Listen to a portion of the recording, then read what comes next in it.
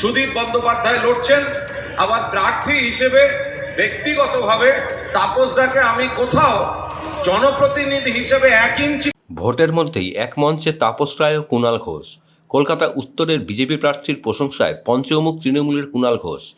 একটিও ছাপ্পা ভোট নয়, মানুষকে সিদ্ধান্ত নিতে দিন, তাপস রায়কে পাশে বসিয়ে বললেন কুণাল। আজ সুদীপ বন্দ্যোপাধ্যায়ের প্রচারে না থাকলেও তাপস রায়ের পাশে কুণাল। রাজনীতির জায়গায় থাকুক, আপনাদের অগ্নিবীণা ক্লাব এরমভাবে সকলকে নিয়ে, ওই তো আমাদের তৃণমূল আইটি সেলের স্বর্ণালী ও সব চলে এসছে, মাঝখানে শুধু একটা রাস্তা হয়ে গেছে, এপার ওপার।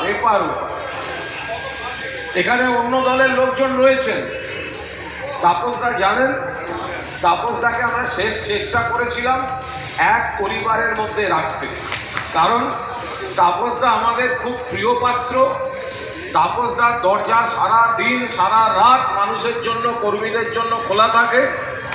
তাপসদা যেভাবে মানুষকে পরিষেবা দিয়েছেন অতীতেও, সেটা রাজনীতিবিদ তাপসদার একটা বড় ফ্যাক্টর। যখন তখন যে কোনো কর্মী, দলের কর্মী তাকে পায়, কিন্তু দুর্ভাগ্য রাজনীতির ময়দান আমরা একটা উল্টো দিকে পড়ে গেছি। ফলে আপনারা যদি বলেন প্রার্থী, ভোটের প্রার্থী, আমি এখানে কোনো দলের মন্তব্য করতে চাই না, আমাদের দলের প্রার্থীও এখানে ভোটে লড়ছেন। সর্বভারতীয় তৃণমূল কংগ্রেসের প্রার্থী সুদীপ বন্দ্যোপাধ্যায় লড়ছেন, আবার প্রার্থী হিসেবে ব্যক্তিগতভাবে তাপসদাকে আমি কোথাও জনপ্রতিনিধি হিসেবে 1 ইঞ্চি পেছনে রাখতে পারবো না, কারণ তাপসদা মানুষ হিসেবে, সংগঠক হিসেবে দরজা খুলে, মন খুলে মানুষের জন্য কাজ করে। দুর্ভাগ্য উল্টো দিকে। ফলে আমরা আমাদের দলের প্রার্থীর জন্য কাজ করব, তাপসদার সহকর্মীরা তাপসদার জন্য কাজ করবে, বাকিটা মানুষের উপর। এখানে কোনো ছাপ্পা ভোট হবে না, যার ভোট তাকে দিতে দিন, মানুষ ঠিক করে নিন কে প্রকৃত প্রার্থী। আমি হয়তো শেষ পর্যন্ত গিয়েও পৌঁছতাম না, আমি একটা অন্য কাজে বেরিয়েছিলাম।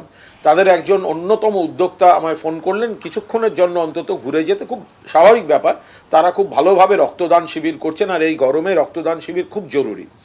ফলে আমি সেখানে যাই। ঘটনাচক্রে তখন ছিলেন তাপস রায়, ছিলেন যে তাপস রায় একজন নেতা হিসেবে, সাংগঠনিক নেতা হিসেবে, এমএলএ হিসেবে, জনপ্রতিনিধি হিসেবে যথেষ্ট দক্ষ।